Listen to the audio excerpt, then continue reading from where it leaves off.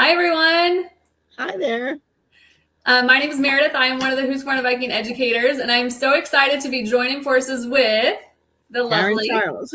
Karen Charles. We are so excited. We haven't done anything like this before. We're just like giddy over here excited about this today.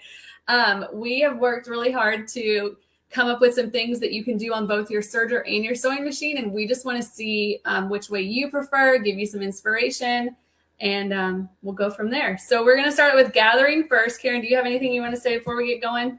No, but I think this is so much fun. Isn't it nice to see two of us? We can actually talk. And Yeah. we really do hope you're going to get involved and let us know what techniques you prefer.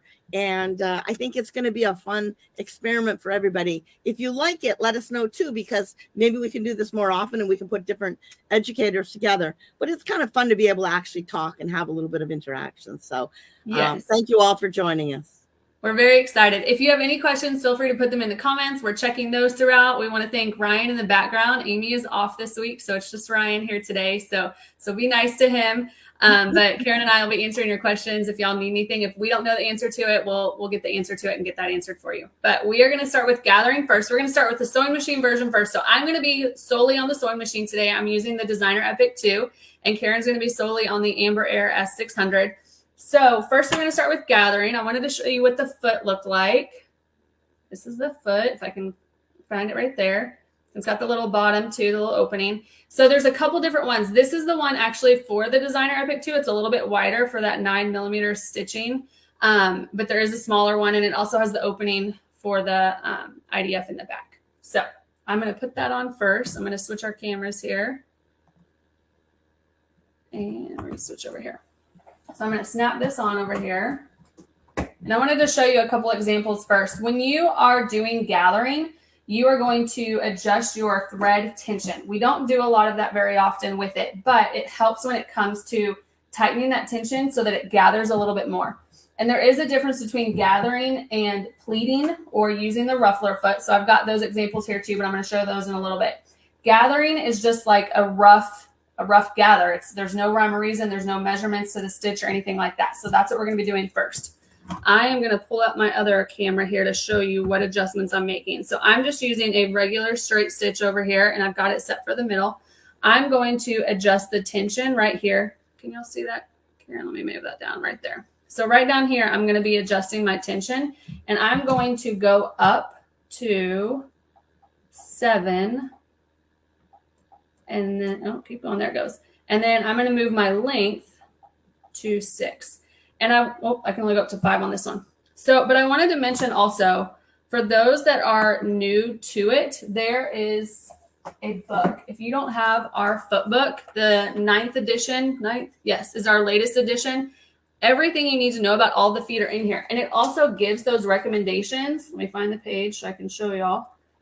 Those recommendations for setting your length and your width and all of that. So am I showing it the right one here? So right in there, all of that's in there. So if you don't have this book, this is great to have. I would strongly suggest getting one of these for that. So let's switch back over here. So I have changed my tension to 7. My length is set at 5. And I'm going to just take a piece of fabric here, and we're going to put it underneath. It's not going to go in this little fold guide right here. That's when you would do one of these here, and I'll show you that here in a second. But for this one, we're just going to put our foot down right there, and you're going to hold your finger. You can or you can't. I like to start it out this way, holding my finger a little bit behind it so that it sort of bunches the fabric up. Yep.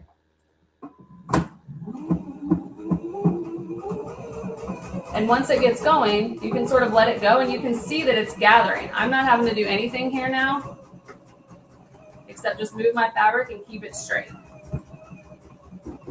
Just like that, super easy. And you can shorten your length, you can widen it, you can do so many different measurements of it in that way to get a tighter tension or a tighter gather or a looser gather, whatever you're looking for. So, and then the other way that I wanted to show you guys is this way. So you would have a fabric. I'm not going to show you, but I'm going to show you how you would set it up. So you would have your fabric on the bottom, and then you would have another piece. So this bottom piece is what's going to be gathered. And this next piece is going to go in this little groove opening right there. And you want them right sides together when you do this, so that when you open it up, you get the gather like that. So that's how you would gather and sew at the same time. So Karen, do you have anything to add to that I missed, or any? No, that's wonderful. That's wonderful. I have to tell you, my preference when I'm gathering, though, is to gather with a serger.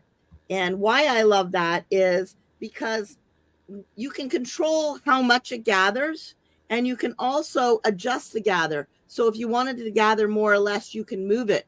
Where with the gathering foot and sewing, you don't have that ability. By adjusting the stitch length and the tension, it will gather more or less. And so you get just completely different rows. Here's a couple of others that I've done with this pink fabric. So this one is done with just a single layer. And these gathers will adjust very easily. In this case, I used 2 layers. I put the right side, the wrong sides together, and I used 2 layers, and I did a rolled hem on the bottom of it. And then here I've used a fold. So I think you get a better chance of gathering with a heavier fabric on a serger than you do with a sewing machine. Serger, when you're using that gathering foot on a sewing machine, it's really meant for lightweight fabric. Okay, here's another where I've just done that easy thing. If you want to adjust the gathers, what you can do is cut away the looper thread, the one that's on top and the bottom, and just keep the 2 needle threads, and then it will let you pull in and gather more if you need to. And for those of you that have ever gathered before, often if you're making something for a garment, you need to have maybe, 20 inches exactly. Then you can't afford to be roughly gathering it. You need to control that amount. So that's what I love about gathering with a serger. It gives you a very, very even, continuous gather, and you can control it so you get the exact length you want. Let me show you how I'm going to do that. So right now, Karen, we've got one quick question here, and I'm going to answer that real quick before you get going. Does the foot book cover serger feet as well? Unfortunately, this one does not. This foot book only has the regular sewing machine feet, but we are aware of that suggestion, and we will pass it on. So thank you, Catherine. And there is in the accessory guide that you'll find online on the Husqvarna Viking website, the accessory guide does have some instructions in there with the serger feet. And you can also get a printed version of it, as far as I know at this point. So that's another way to get some of the information about the serger feet. And excuse me, with the book, with the serger, when you buy the feet, you will get some instructions specifically on how to do that. So you will get that kind of similar information when you buy the feet. Okay, so right now I have got a 4-thread overlock selected. Generally, when I serge, I like to have a 4-thread selected because it gives me a little bit of a flatter gather. When I use a 4-thread, I've got a needle on the left, and then I've got a needle that goes down the center of it that kind of gives me a nice flat stitch. If I was using just a 3-thread, and I do have an example of that, you end up getting a very small gather, and it's not as easy to control it, I think. So when I'm gathering with a serger, I am going to make a couple of changes. I do want the same type of change that I do on a sewing machine. I'm going to lengthen my stitch length, and I should be using my stylus. I wonder where my stylus is. Well, excuse me, I should be using my stylus. Somebody slapped my hand. All right, so I'm going to bring it up as far as it'll go, and 5 is as far as it'll go. And then the other thing that I want to change is the differential. Now, with a serger, when you're looking at a serger, there's 2 sets of feed teeth. There's one in the back and another one in the front. When we change the differential, what we're really doing is speeding up the fabric feeding below, and it's going to make the fabric that is being gathered pull through much, much faster, and that's what helps to gather it. So the differential, we're going to move up as high as it's going to go, which is a 2. And it'll beep at you when it doesn't go any farther. And then the next thing we're going to do, one other thing we're going to do, is we are going to change our needle tension just like we did with the sewing machine. So in many ways, the way we set up our sewing machine and our serger is very similar. We use a longer stitch length, and we're going to use a tighter needle thread. So our needles are where you see here at 3.3, and the 1.4. Those are the two needles. And I increased both of them. And so we're just going to bring that up. And usually I'll start it at somewhere around a 6 or a 7. You can go all the way up as far as you'd like. And then I'm going to select the next needle and I'm going to increase that too. It's not as high, but I do want it to pull in a little bit. So if I didn't make a change, then it's not going to gather the second needle as much. Let's say I'm going to put it at 6.4 and then a 4.0. Now, all sergers work the same way when it comes to gathering. You're going to get a nicer gather when you use the gathering foot. But if you want to gather on our Amber Air S400 or the 100, this is an easy way of doing gathering on any of our sergers. Okay, so what I'm doing right now is after I've changed my needle tension, we're going to come down to the foot, and then I'm going to show you how I can gather the fabric, okay? So we have the same type of thing on our serger foot. If we wanted to have a fabric that didn't gather, we would put it in that opening that's above. The fabric we want to gather is going to be underneath the foot completely. And we can lift the foot up there if we want to and pull it in. Now I'm going to put my foot down. And I find often that we're going to get a better gather if we go nice and consistently fast. We don't necessarily want to go slow because it won't gather as much as if you have some speed to it. So usually when I'm going to start. You notice I have a long tail here, and I'll explain to you what that's about in a second. But I always leave some thread behind me. And now I'm going to start right on the fabric, and I can see it's gathering right away.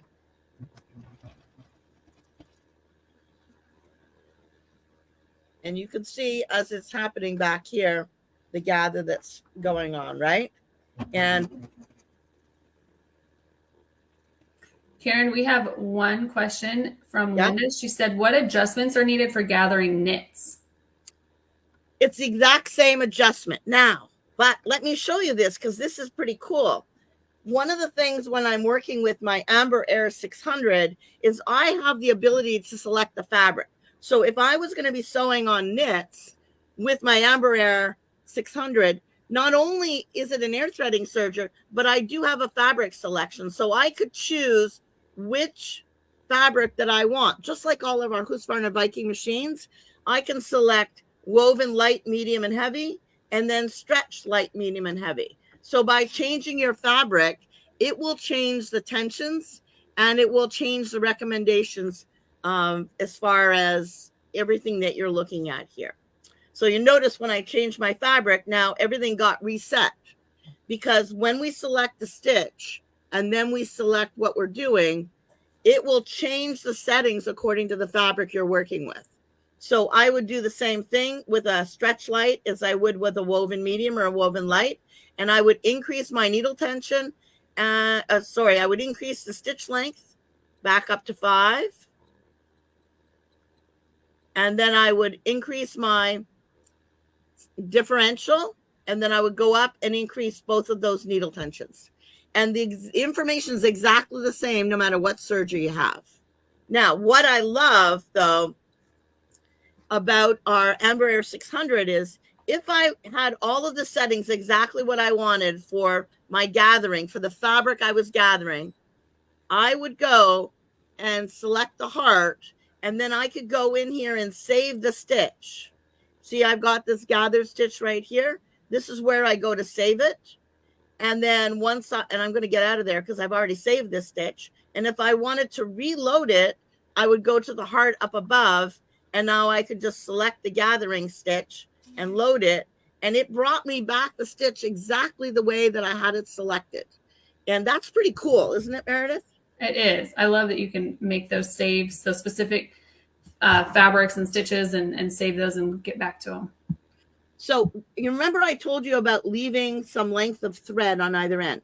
The reason that it's important to leave some thread on both ends is that if you gathered this and you had 42 inches, and let's say it came down to 10, and you needed 12 inches, if you don't have any thread on the end, then there's no way of moving the stitching off. But as long as you have some thread remaining, then you can pull it out to get the exact width that you need.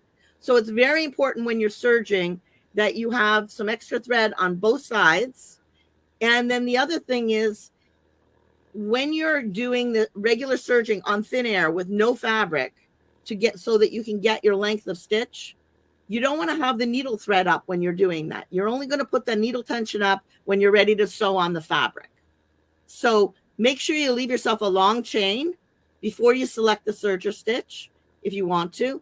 And then when you select the serger stitch, you know that you're going to have that high tension and you're going to gather up. Look at the difference by being able to go and pull the serger thread in, how much you can gather extra.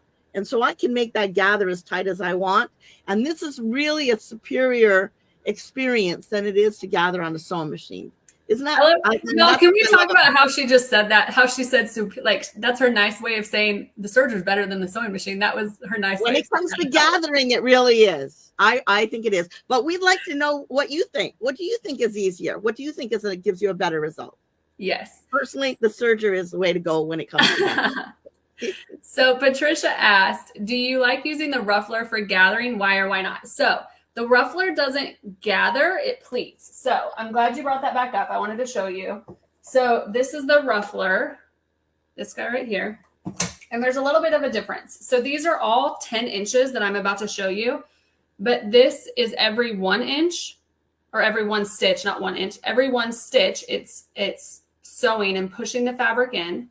This one is every 6 stitches, and this one is every 12. But if you notice, these are evenly done. Can y'all see that? Let me look right there. Evenly done versus with gathering, again, it's just roughly gathered. So there is a little bit of a difference. I don't know that I have I use them for different things. So I don't know that there's a preference, Karen, over one over the other. It just depends on what you're doing, I would say. Right. But for neither one of them can you adjust it. Once it's sewn, that's it. You're stuck.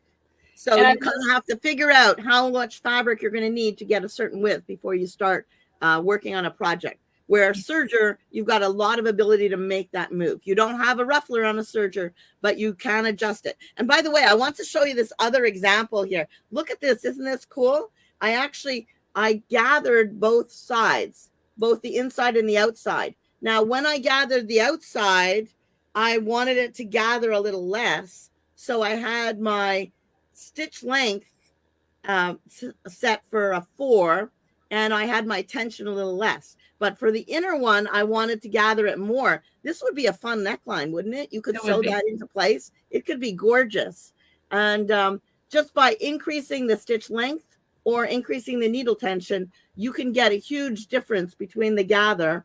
And also you still have that ability to adjust the needle thread, pulling the needle thread, and then you can adjust it more if you want to. So I could go on and on. As far as gathering goes, there is nothing better than a serger. Well, Joe agrees with you. He said, I agree. The serger is a time saver with gathering soft ruffles. So you've got one vote, but tell us in the comments, if you have a preference. We'd love to, Meredith, and see. Joe is the one who made the doll behind. Oh, awesome. Well, hi, Joe. Karen was telling us about that yesterday. It's beautiful. It turned out so awesome. And that was so sweet of you to do something like that. So very, very kind of you. All right. So what are we going to do next? Any more questions? Or are we ready for the next technique? I think we're good so far. If you do have questions, feel free to just type them in there. We can come back to them too. Next, we're going to do piecing. So piecing is like, I love piecing, quilting. Like that's my jam. That's what I do. So your foot comes with the P foot normally, but we have quite a few other ones. Again, you can find all of them in your foot book, or if you visit your local retailer, they've got all of them as well.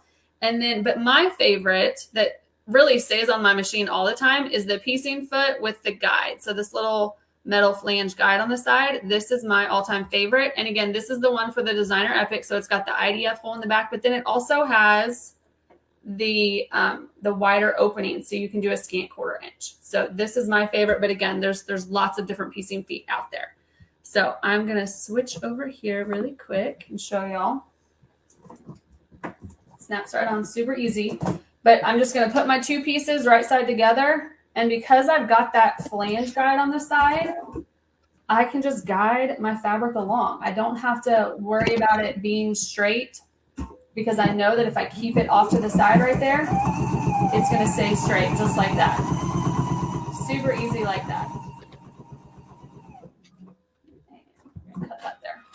But then also there's another option. Karen reminded me of this, and so we wanted to make sure that we showed y'all. So right there, quick, easy 1/4 inch piecing. There is also on your machine a 1/4 inch stitch, and this does not come on a lot of machines. This is, not a, we don't want to say Husqvarna Viking exclusive. Why are we not scooting over here? There we go. But it is a stitch that is not on a lot of machines. There is a 1/4 inch stitch right there. So you would use your regular A foot. And the reason you would use this over the other one is you have more surface area. I'm going to show you here on the screen. It'll probably be easier. You have more surface area with your presser foot holding your fabric down than you do with the piecing one. So it's really a preference. It's one that I forget about because I just always use this, but I'm grateful Karen brought it up. And then also just a little side note, because it does come in handy. If you forget your piecing foot, I have a friend at retreat who forgot hers, and she was able to still sew and quilt and do all of that like normal with her A foot, just with that 1/4 inch stitch on the side right there. And you would just guide your fabric up with the outside edge of the A foot is what you do. So anything else, Karen, you'd like to add with that? No, and I love that stitch in the D1 because it, on almost all of our Husqvarna Viking machines, you can go to an Opal and get that programmed in 1/4 inch foot. The Opal doesn't come with a piecing foot, so that would be a good option to use with the A foot. And if you go up and down the line, other than the Emeralds, almost all as far as I know, all of the machines have a programmed in 1/4 inch foot with the A. And so if you're new to quilting or you're not really sure what they consider a 1/4 inch, it's a great place to go because no matter what machine you're on, you know that you've got that programmed in stitch. On the Opal, I think it's the stitch number 2, stitch menu 2, the first stitch is a 1/4 inch stitch. Yes. And you'll see it. It says a little 1/4 inch mark on it. So yeah. It's really a great option to have that there. And 99% of the machines on the market don't have that. It's really Husqvarna Viking that's made that part of their goal to make sure that's programmed in. Yes. So because, I just got to one-up Karen. You've noticed how I've only taken like 5 minutes to tell y'all about my techniques. That's how quick and easy it can be done on a sewing machine. So just had to note that, Karen. Which is very true. Yes, sewing machine. The settings are not preset, but the settings are a little bit easier and quicker to do versus the serger. But they both do give you the same effect. Yes. No, I agree completely. There's nothing faster than a sewing machine. Serger, usually there's a couple of extra steps. And sometimes it's because it's extra choices, right? Yes. So I love piecing on a serger. What I love about it is you've got a beautifully clean background. And there's no extra threads. There's no cleaning up. When you're done, instead of having threads like this hanging off, they are all cut away when you piece.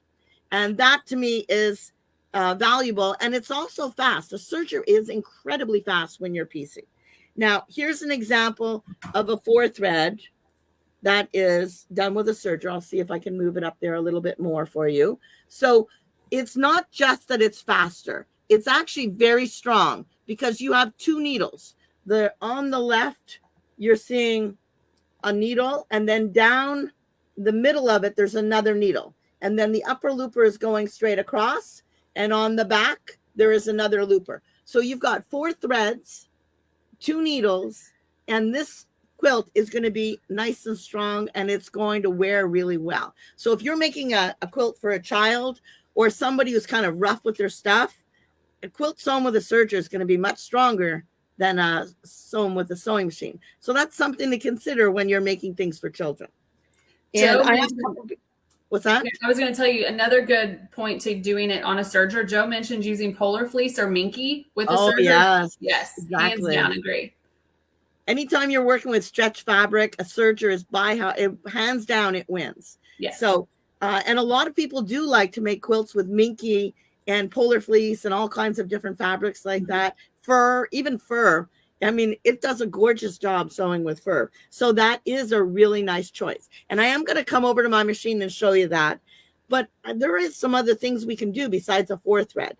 You can do a 3-thread. And I know many people that do a 3-thread serger stitch. I personally don't like it. If I'm going for strength, I want the 4 threads. So I want 2 needles and 2 loopers. But here's an example of what a flat lock looks like. I sewed those together, those 2 stitches, 2 fabrics, and I used a flat lock. And what the flat lock does when you open it is it gives you a decorative stitch, and then you can weave in ribbons and yarn and all different kinds of things to it. So it's a different kind of opportunity to do something decorative. And just to give you an idea, I did this fabric and I just stitched the same stitch. And what I did differently was I wove the ribbon in a little bit differently. Sometimes I did 2 under and 2 over, and sometimes I did 3 over and 1 under. So every time you change it, you're going to change the look of what you're getting. But I think that's really kind of phenomenal. So let's go over to our serger and we'll look and see how to set up our serger. Now, if we're using a 4 thread, we're not doing anything really all that different. What is different is the foot. And let me find my serger foot. So the foot that I like to use when I'm working with a serger for stitching 1/4 inch is a blind hem foot, because it does have the same type of bar that you get when you're using your sewing machine. You know, that edge guide? Well, the blind hem foot has got the same type of edge guide. What I do is I move the bar all the way to the right, and I'll put it on so you can see it. And I have to do a little rethreading here. Sorry, let me get the thread over. So when you're putting your serger foot on, I usually go from the side like this, pull it in, and then it usually goes right into place. You do want to make sure that you're not catching any of your threads into the foot when you're putting it into place. All right, and I drop it down. And if it doesn't go right into place, then all I do is I touch the button on the back of the foot and it'll slide right in there. So now my blind foot is in place. And every one that you're doing, this bar here, I'm going to lift my foot up. This bar adjusts from left to right. So I'm going to move it so it's all the way over, so it's touching the blade. And let me see if I can get some better lighting on this. All right. So the blade is over here on the right. This is the blade. And now I've moved the bar so it's just touching the blade. Not touching it, but like there's a paper hair distance between it. And when I line my fabric up to do my 1/4 inch seam allowance, I'm going to line it up against this edge right here. And then I know it's going to go into place and it's going to sew in there perfectly. See how perfectly that's lined up? So that's a good guide to line up your fabric. Now, when I was sewing before, my needle thread, one of my needle threads came out. So I'm going to just adjust that for a second and rethread my needle. Okay. So let me go in here. While you do that really quick, Karen, Sandy had a question. Does the serger cut the fabric too? Oh my gosh, yes, that's exactly what it does. Now, when you're piecing a quilt though, you don't want to lose your seam allowance, right? And let me just come back for a second. Think about when you're piecing a quilt. You want to have your seam allowance be exactly the same, and you don't want to cut your fabric. And so that's why I was using the blind hem foot, because a 1/4 inch seam allowance is really important. So in that case, you would not want to cut your fabric. And I think that's something to remember. If you're doing a quilt design that requires your pieces to be a certain size, then you need to do a 1/4 inch seam allowance, and you can't cut away those fabrics. But what it does do, let me find my piecing here. Let me get my piece, sorry, duck down here. What it does do is I'm not cutting any fabric away. All I'm doing is cutting all the threads and anything that goes beyond the fabric. And that's what gives it this nice, clean look. So I let love me come that back. clean look. Yeah, no, it really is wonderful. All right, so I do need to rethread my needle. Let me just come in here for a second. And I'm going to rethread.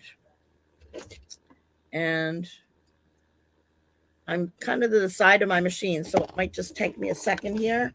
Let me get up and come in. And usually when you're threading, I have some different color threads on because I wanted you to be able to see the threads. I've got yellow thread in the looper. I've got gray thread in the left needle, and I have pink thread in the right needle. Let's see if I can do this without. Karen, will you scoot your angle view of your camera over just a little bit? There you go. Well, I know it kind of gets in your way. Yeah, I'm not sure if I'm going to be able to do it. Hold on a second. Meredith, I'm going to just move the camera. Why don't you just come back on camera for a second while I thread this so that I'm... Okay. Joe had another comment, and I love this. This is a tip that I do also. So he said, I like to use my serger to apply my bias with my serger to compact the seams so that when you finish the binding on the serger, you've got like your quilt front, your back, and your batting are all together. And then you serge on your binding, and then you can fold it over and stitch it down, hand stitch it, whatever you want to do. But it gives you that good, clean, finished edge. I love doing that. Yeah, no, that's a great idea. And it really does work well. And apparently I can't thread a needle today if my life depended on it. All right, there, I think I got it. Catherine said, I have a lot of trouble changing the serger feet to get them under the black pin. Do you have any tricks for this? Oh, I know. I have a perfect tip for you. Hold on a second here. I will show you as soon as I finish this, okay? I'm going to show you. And let me just get this back into place here and get the camera away from it a little bit. So I'm just going to open this a little bit just to show you. This is the air threading for the Amber Air 600 serger. And if this was a looper, it would have been really quick because I could have just used that. The needle, there is a needle threader that comes with it, but I did not bring it out because I was trying to declutter my stuff. So let me just close that up. All right. And I think we're all threaded now. And so I'm going to come back over. So when you go to take a foot off, let's see, is this bright enough for you to see? All right. There's a button at the back. And most people try and take the foot off and pull it forward, but that's not what you should do. I'll tell you the secret as soon as I finish sewing the seam, okay? So if I was sewing two pieces of fabric together, I would put the right sides of the fabric together. Now you notice this one is one of those, what do you call those, jelly rolls, right? And so it's got a raw edge to it. You can decide if you're going to keep that or not. Once I did it and I left it, and the other time I cut it away. That's kind of up to you. So I'm going to lift this up, put my fabric in. So remember, my goal is not to cut my fabric away. My goal is to just sew the seam along that edge. One other thing I need to do, though, is I need to come back. Remember our threads. We were playing with threads, right? Hey, Karen, scoot that camera up just a little bit. We're only seeing, there you go. So I need to make sure that I'm back on my 4th thread overlock and that nothing has changed. Everything's been reset. I don't want to keep the gathering settings. So it's very important when you're doing a different stitch that you remember to change the screen. Just like on a sewing machine, except in a serger, it's even more important. Okay, so now I'm coming down and all I'm doing is just letting the fabric guide along that bar. You see how cool that is? And it's just going to go. And I can sew as fast as I want to. And it will do a great job. And I will agree. When you are doing jelly roll quilts or anything that is just strips where it's not intricate piecing or anything, I love getting my serger out and just whipping through them. It's so quick and easy. All right, and what you do if you were strip piecing is you wouldn't stop right about now. You would just put another couple of pieces in there and keep going. You don't can chain piece in the same way. Yep. Chain piece exactly the way you can with a sewing machine. And when you're done, you can come up here and you can cut your threads like that. And look at how gorgeous that is. Isn't that beautiful? So look, it's nice and clean. You've got a needle thread on the far edge. You've got the needle in the center that kind of holds the upper and lower looper together. And it's a really strong, very clean finish. So serging with piecing with a serger is really phenomenal. Now let me show you how to take my foot off because this is very easy, all right? I lift my foot up. I touch the button on the back. And then instead, there's an extra lift with your serger. So you see how I lift it up like that? And I just pull it off to the side. When I go to put it on, I do the same thing. It goes in on an angle. And then once I go in the angle, then I just come back like that and put it on. If you remember to pull it off to the side like that, you'll find it comes right off. And it took me a little while to figure out that tip, but it really does work very well when you're working with a serger. Yeah, so, that extra lift I found really helps. Yeah. And a lot of sergers don't necessarily have that extra lift. Yeah. So, excuse me. So, all right. What is your favorite way? Again, tell us, did you like the sewing machine way, or did you like the serger way, or is it depending on what you're doing? Let us know in the comments. We'd love to hear. And I will agree. I mean, the piecing a quilt that's got a lot of intricate corners and a lot of intersections that are very challenging is not something you're going to do on a serger. This is for the kind of quilt you might be making. You know, log cabins are a perfect example, yes. Or big blocks, things where you're going to be doing a repetitive type of thing, always working around the outside, that type of thing. That's why a log cabin works great for this. Yes. And anything where you've got simple piecing, then a serger is really, really great. And nothing stops you if you want to from sewing a seam with a sewing machine and then serging it afterwards. It just gives you, it's an extra step that it's probably not worth it once you get the hang of it. But in the beginning, that's the way you could do it if you want to. Joe said, why not have both? You're right. Why do we have to choose, Karen? You shouldn't have to choose. All right. So if there's not anything else on piecing, we are going to move on to zippers. I think this is one that's really interesting that people really enjoy as well. So with the sewing machine, let me switch over here really quick. With the sewing machine, you have a couple different zipper options. You have an E-foot that comes with your machine. So this one right here. And then you have a couple others. There's a narrow, and this is my preferred. It kind of looks like the mega quilt or mega piping foot, but there's a little bit of difference. I have both of them here. We're going to do piping hopefully in a minute. But this is my preferred zipper foot when I'm doing them. And then we also have invisible zipper feet. So a metal and a clear one as well. So I wanted to show you, I did a little sample with the regular zipper foot and then the narrow zipper foot. And I didn't do any adjustments with the needles because I wanted you to see how close you could get with both of them. So the one on this side is with the narrow zipper foot. And the one on this side is with the E-foot that comes with your machine. But you can see how much closer you can get with the narrow zipper foot versus the other one. But you can make adjustments. So for today, I'm going to show you the E-foot on your machine. So, and you can put it on either side, just depends on what side of the zipper you're doing. So either this side or the other side. Today, we're going to put it on the left side here. We are going to, where did I put my zipper fabric? Oh, there it is underneath all my other stuff. So when you're doing, I normally do things where you've got a front and a lining piece. So that's the way I'm going to show you for today. But what you would do is you would have one piece right side up. You would then put your zipper down and line it all the way up. And you can do pins and clips as well. And then you would take your second piece and put it right side down. Again, just lining up your edges.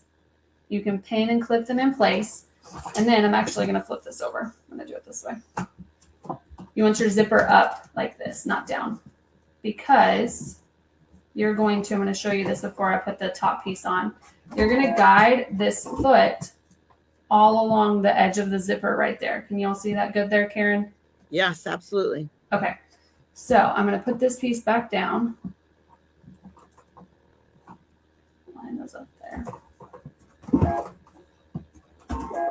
And so you can make adjustments. So I just have a regular straight stitch on here, but you can move it to the left and the right. So if you see my needle, it's moving a little bit. I can get it closer. So you can use a regular zipper foot to get closer. Again, I don't know. I just have always had it and I prefer my narrow zipper foot. But we're just going to do a regular stitch today. So get my presser foot. There we go. Come on. There we go. So we just want to make sure that our zipper is, again, I'm going to stop with my needle down, is pushed up alongside here.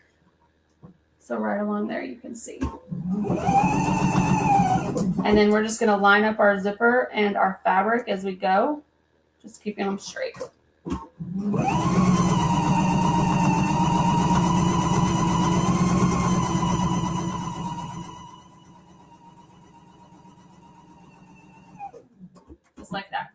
And then I normally top stitch over it too. So you could press this all back here. Get it down here. Press that all back and then just top stitch it down so that it holds in place. So super easy like that. But again, you can see the difference here you get with the narrow one versus the regular one. So super easy. And then also invisible zippers. I just wanted to show you. I had one of those to show you as well.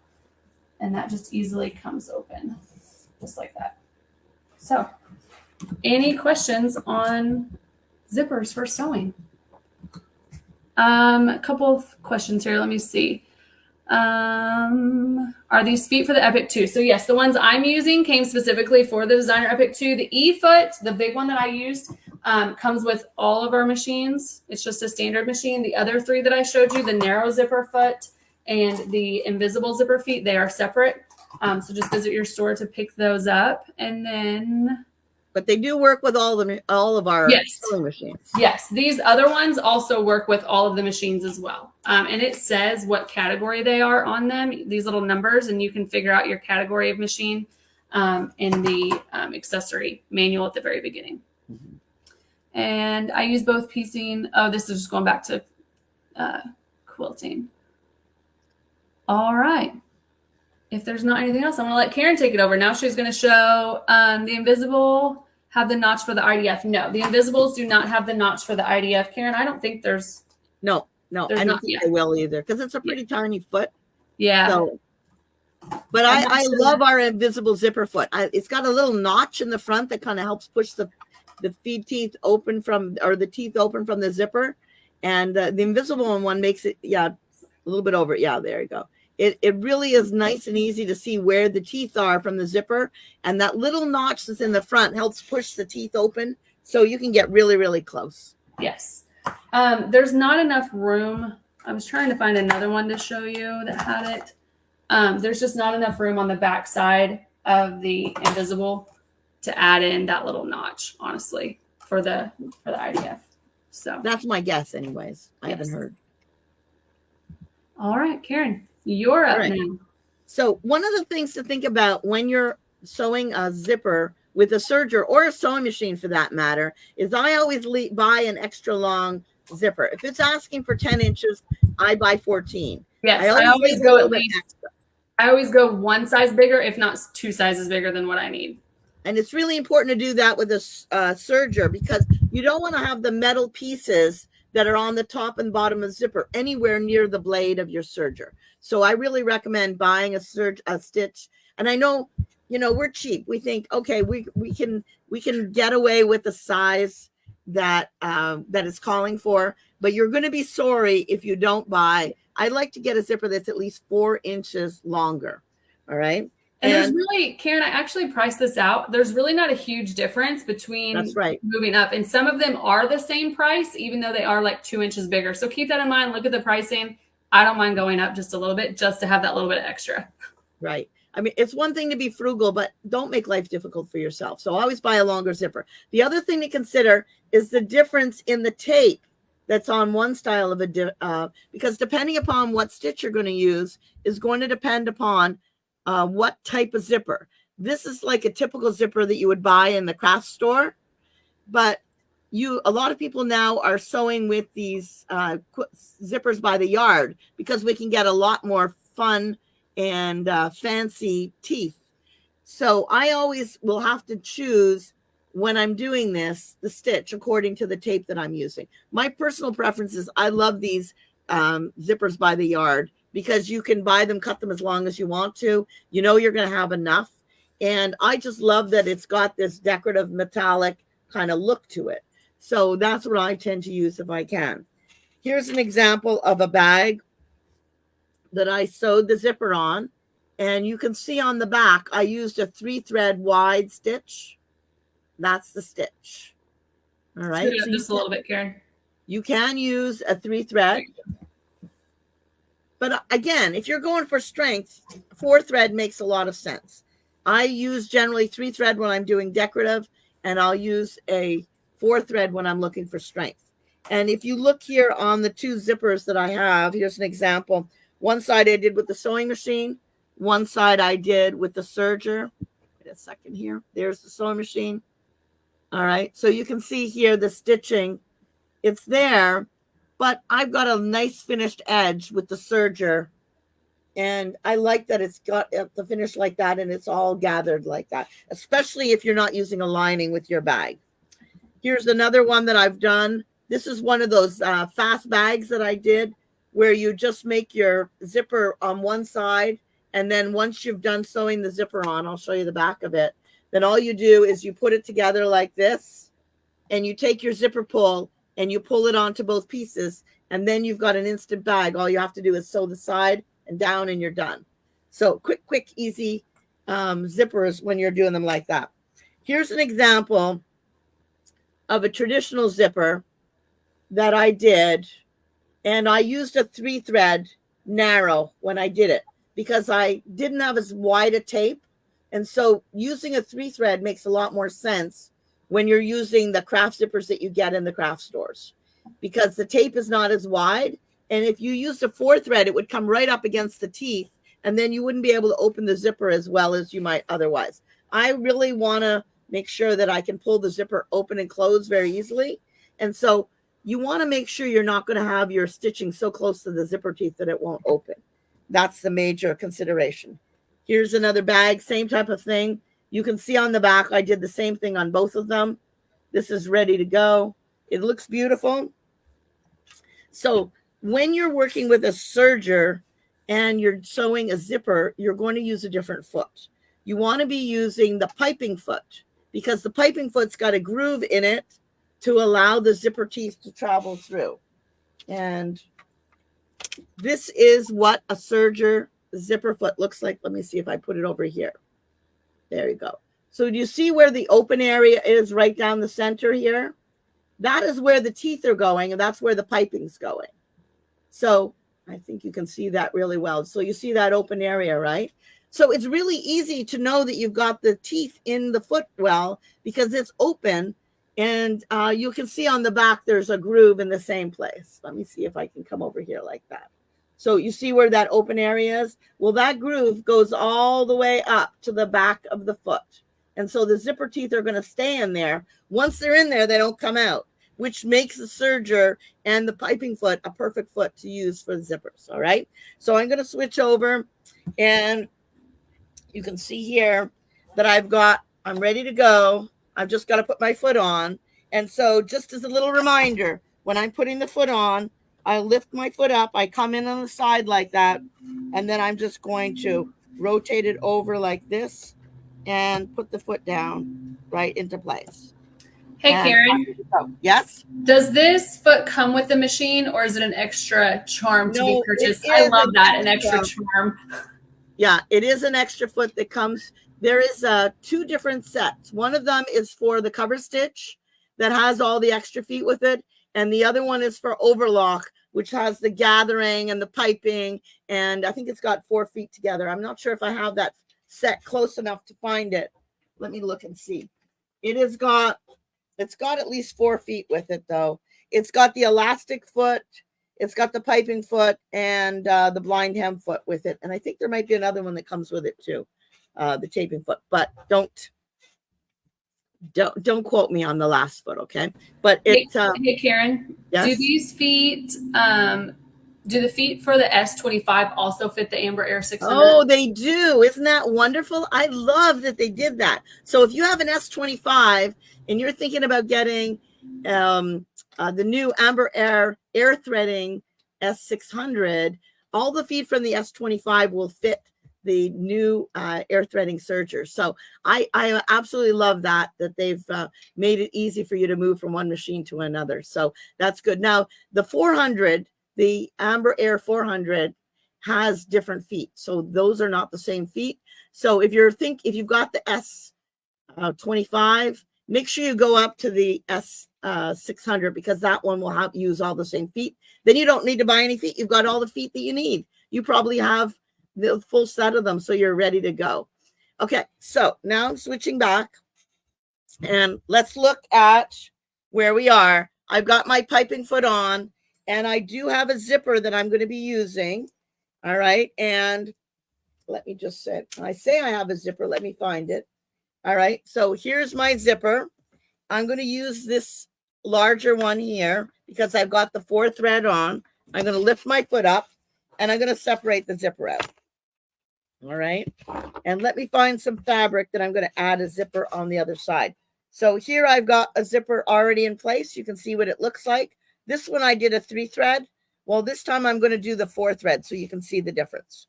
And so when you're putting this in, there's a couple of different ways to do it. You can put the right side up and then the teeth are going to go down, or you can do it the other way so that the teeth are face up. Either way, it's going to work. And what we want to decide is what we want our seam allowance to be. So if we want a wider seam allowance, let me see if I can come over here. Down here, you have your blade. This is your blade. This is the dial. Oops, this is not good.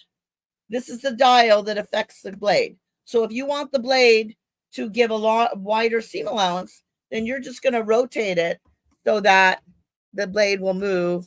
See the blade moving here? Well, let me just redo this a little bit. So there's the blade. You'll see the blade moving when I change that dial.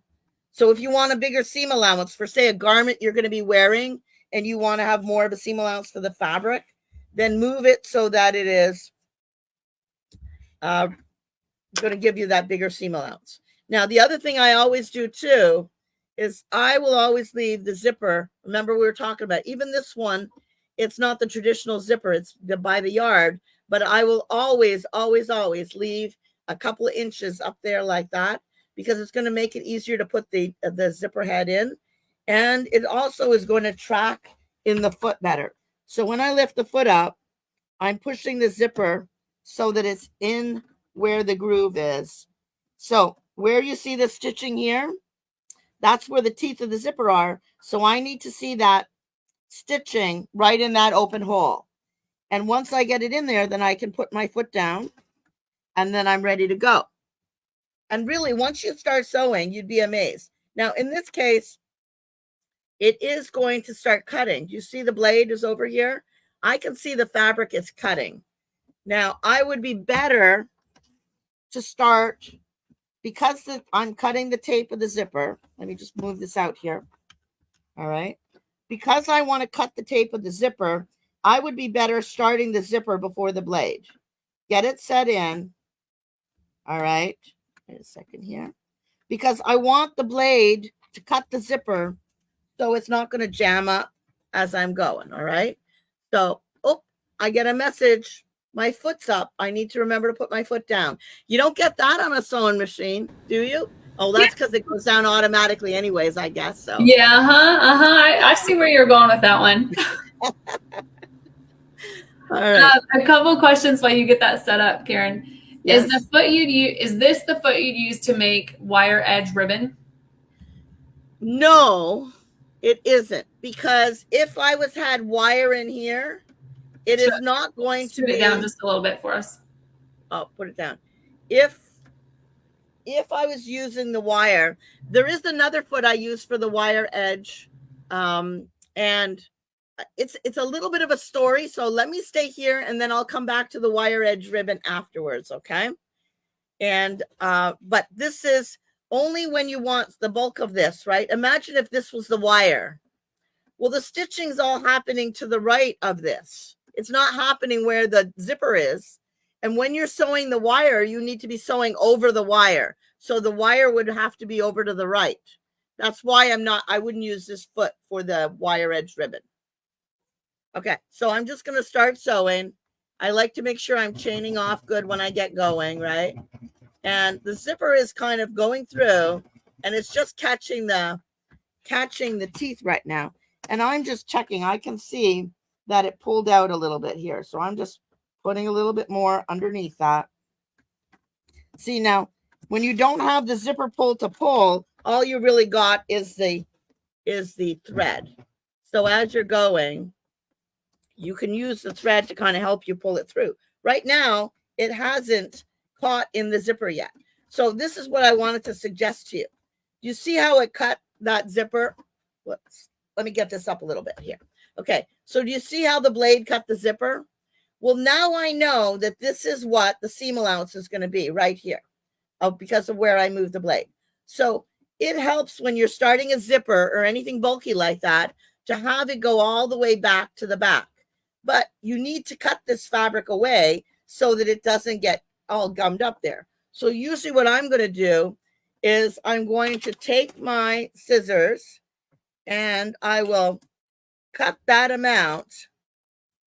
So now, and wait till you see this. This is kind of ingenious.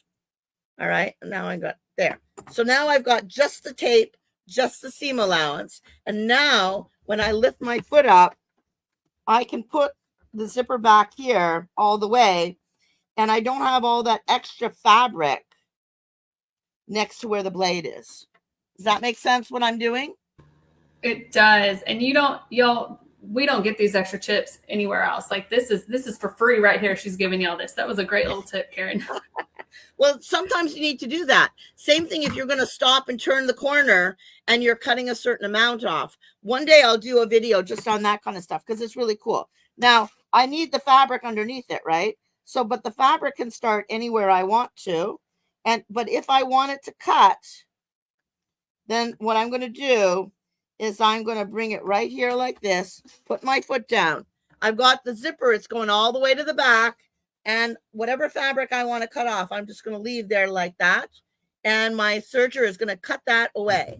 And now as I'm going, do you see how nice it's cutting? And it's going to just sew right into place. Oh, perfect. All right. Now, I think I might have too much of a seam allowance on there, but we'll see what happens. But anyway, so you see how it's going? And then I'm just going to start sewing like this, and it's going to cut everything off like that.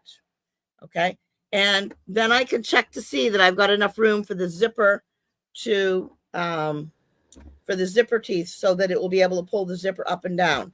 And over here on this example, you see how I've left a little bit of room here so that the fabric doesn't come right where the teeth are. And so that's the important thing you're doing when you're checking to see which stitch you're going to use, how much you want to have there.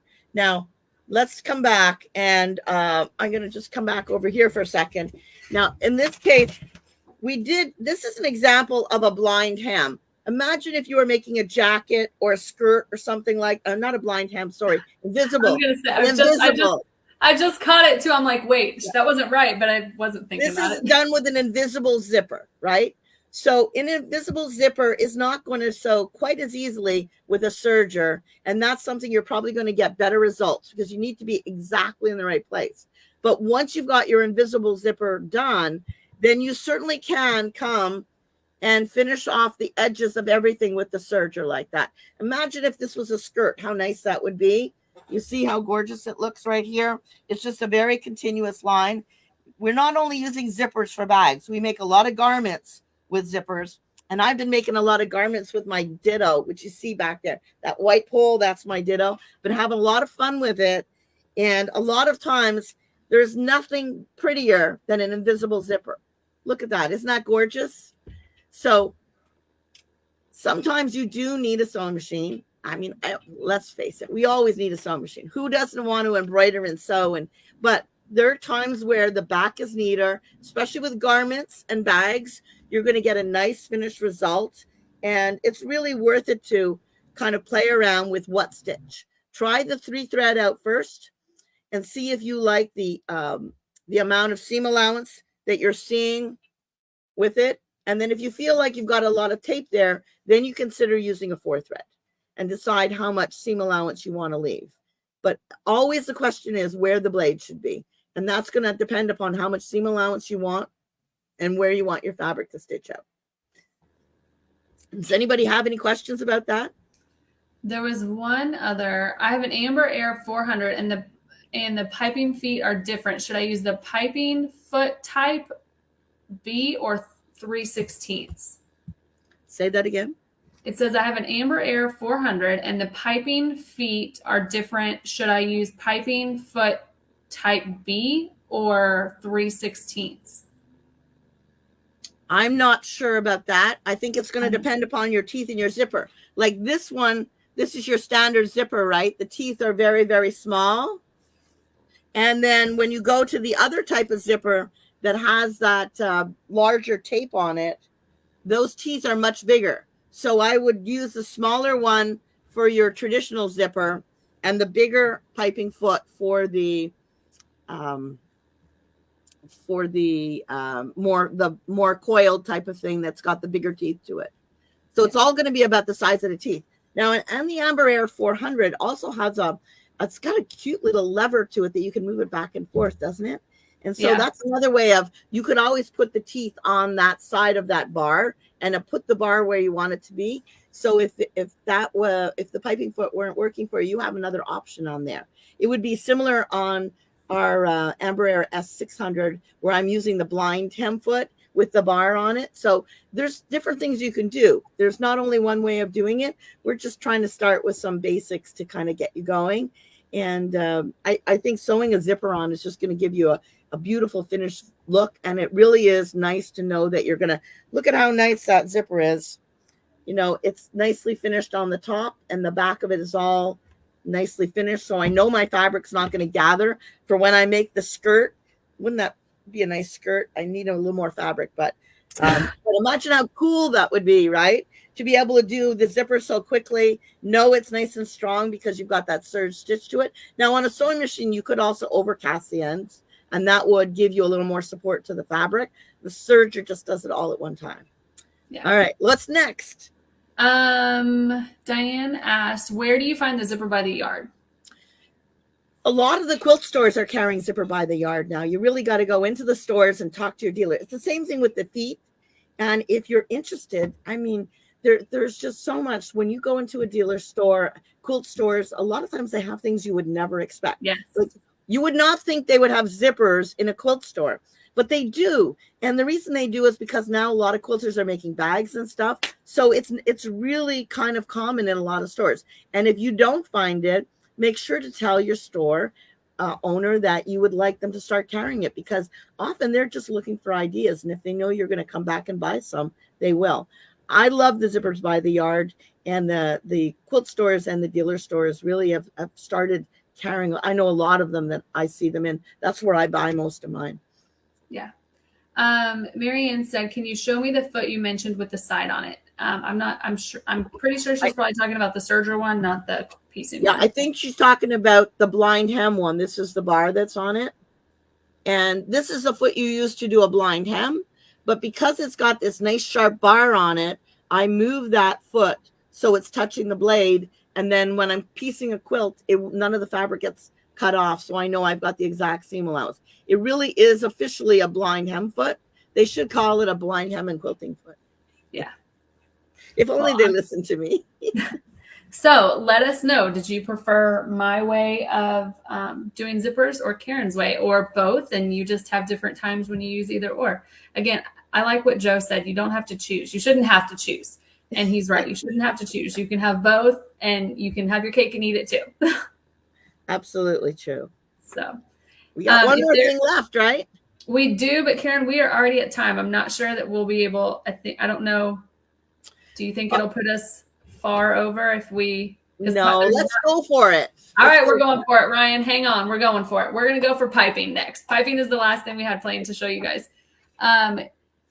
Do you fold the blind hem the same way? Yes, exactly the same way.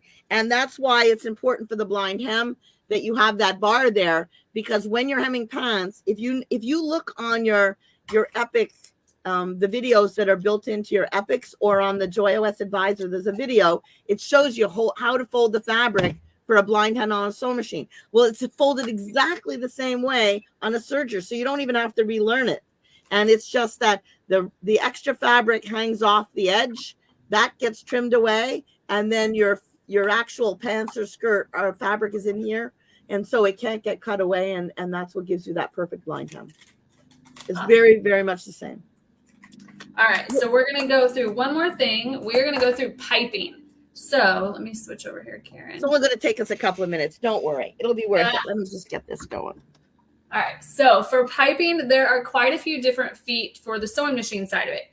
There is, and piping and cording are the same. I would consider them the same, Karen, in a way.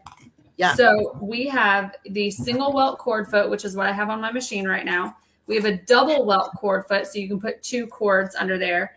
There's a clear piping, a regular piping, a mini piping, and then there is the mega piping, which kind of looks like the narrow zipper foot. So I have a couple different ways I'm going to show you today. I'm going to start out with creating your own piping. So we are just going to use the single welt cord foot for this one. I'm using a little bit thicker piping. I don't know what the measurement is off the top of my head right now, but this is what I have. Yeah, that's pretty big. Yeah, I mean, it's really not, but I don't know what the measurement is. I just buy it and I make it probably work. Something, it's like 3/8 of an inch or something like that. Yeah, it's not too big though. So we're going to switch over here. So I have that foot on here and I'm going to show it to you real quick. So it's got this little groove on the underside. You see that right there? And that is where your piping is going to fall right into that groove. So to make your own, put that back on there.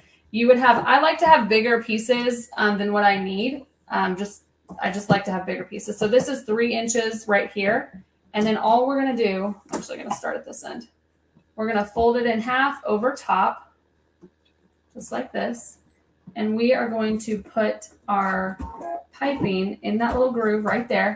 And you can make adjustments if you want to. You can move your needle over if you would like to. Or you can leave it where it is. I move it over just a little bit just to get it a little bit closer. I like tight piping. So just like that. And you can cut your strips on the bias if you're doing a curve or anything like that. I'm just doing it straight, so I just have regular straight strips here. And there it goes. And it just falls into that groove. So you really don't even have to worry about it moving on you because it's going to stay in that groove. You just want to make sure that your pieces, that your fabric is just folded in half. Just like that. I'm going to stop there to show you all that. And then do you cut your seam allowances off with a ruler like the piping off binding or something like that? I do sometimes. It just depends on what I'm doing. If I'm putting it in the middle of a pillow or something, no. But I also, for pillows, I serge. When I put my pieces back together, so I'll put my, when I do it all together, I serge around it. So I could cut it off the excess as I went. So yeah. Nope, that's so that is piping right there, super easy. And I used the single welt cord foot for that. You could use the piping foot as well if you have smaller piping for that. You can also use the single welt cord foot for trim like this when you've got it like this pre-made. So again, I'm going to take 2 pieces of fabric. Let's see here. I'm going to put 1 piece down, put my other piece right, or my trim right here, and then my other piece on top. I'm working around a camera, bear with me. And again, just making sure that it's in that groove right in there and lining up all of my raw edges on the right side here.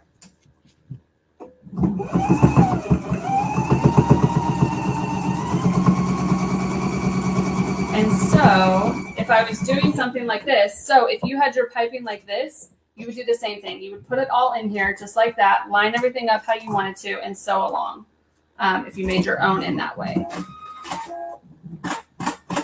So let me show you what that looks like. So just like that. Look at that. Good. Isn't that beautiful? I love that. It's gorgeous. And you can adjust the needle if you need to, left or right, super easy. And you can add, it just adds so much if you're doing pillows. I've even seen people do this with quilting. On their last border, they'll add in like a row of piping. And it just, I love it. It's that little bit of extra to just go over the top. So I have an example of that I'm going to show you. Oh, you have one already? Yeah, I'm sure. Of course you have one, Karen. Of course you do. You're Karen Charles. All right. And then you can also buy pre-packaged bias tape like this with piping in it. So I'm just going to show you. It's the same process as you would do with the trim that I just showed you. Beautiful. But right in there, look at that. Good, clean, finished edge. You can do so many things with that. It just adds a little bit of extra to all of your projects. I love it. So again, there's quite a few different piping and cording feet. You can check them out in the book. They are all in there.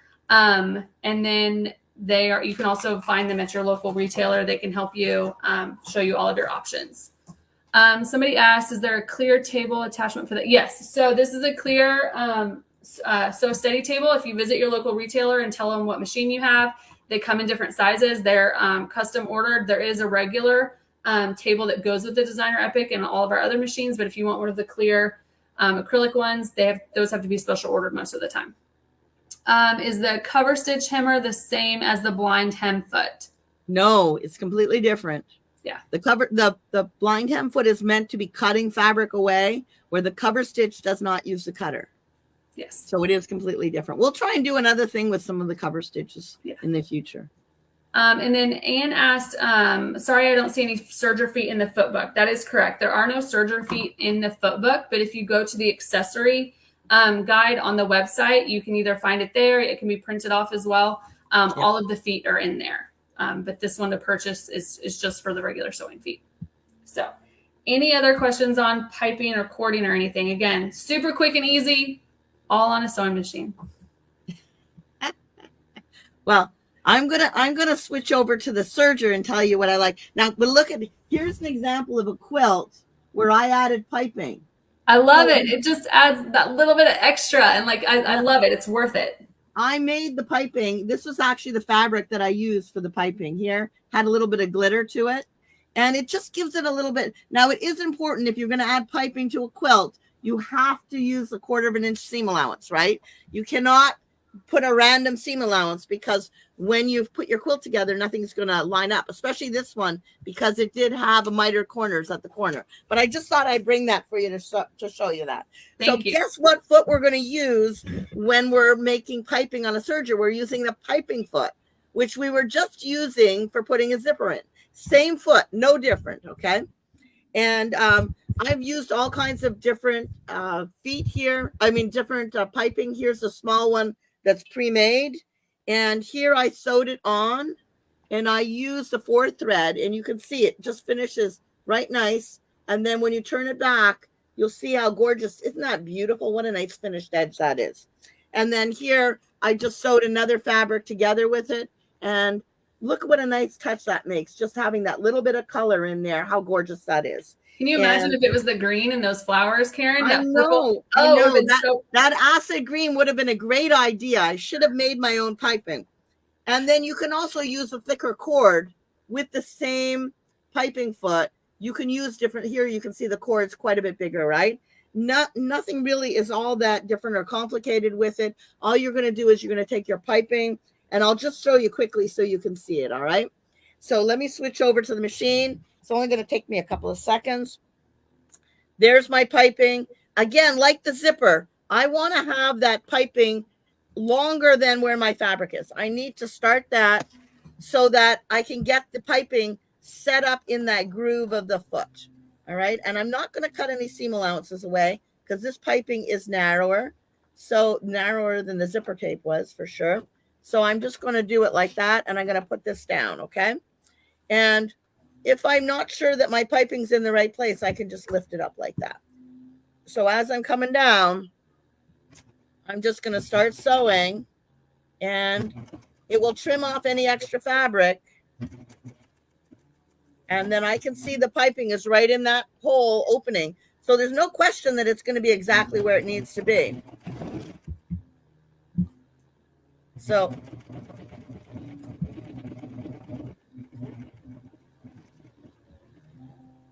now, obviously, what makes the serger beautiful for sewing piping is that it's actually cutting off all the edges. And so you've got a completely different finished product. And I'll just move the rest of it over there like that. Look at how gorgeous, right on the money. And now when you pull this back, you can see you've got that gorgeous finished edge. So for me, sewing piping on with a serger is fabulous, because you really do get a perfect seam allowance. It trims the edge, so you don't need to go back and do it. The only thing is, if you're going to use piping with a quilt, is make sure you use a 3 thread to get yourself a perfect 1/4 inch, so you know you're not going to have more of a seam allowance than you need. So now I'm curious, Meredith, I'd really love it if everybody would let us know. What do you think about working with having two people working together on a Facebook Live? Did you enjoy this? Switch back over to you. There you go. Yeah. Did you find it was fun to have a little more conversation? I really loved it, I've got to say. It's nice to have somebody to talk to. Usually we feel like we're talking to a camera, but it's been so nice to see you, Meredith, and thank you for sharing this hour with me. A little more than an hour, but please let us know if you like this, because we can try and do this again sometime. Yes. And if you have any suggestions for what we should be talking about together, we would love to take those ideas as well. I will mention that our next Husqvarna Viking Facebook Live is going to be on August 2nd. Karen, can you believe we're already talking about August? I know. I just feel like the summer zipped by. I know. I've only been in my kayak once. It's really a shame. Oh, no. You got to get back out there. I know. So it's going to be on August 2nd at 2 p.m. Central. It's going to be with Kathy Fromm. She's going to be get ready for fall sewing with sewing room accessories. She's going to be showing you some different sewing room accessories, and then also showing you how to make some pattern weights as well, which I know are super helpful and useful. And then our next My Sewnet Facebook Live is going to be on August 9th at 2 p.m. Central with Mickey, and she's going to be doing draw and paint. And I know we already have both of these events already created for both brands, so go check them out. More details are on those. But if you have any questions, let us know. And again, thank you for spending the time with us. It's one thing for Karen and I get to spend time together, but we really appreciate that you guys are spending your afternoon with us as well. So thank you all so much, and we will see you next time. Bye, everybody. Great talking to you all. Bye.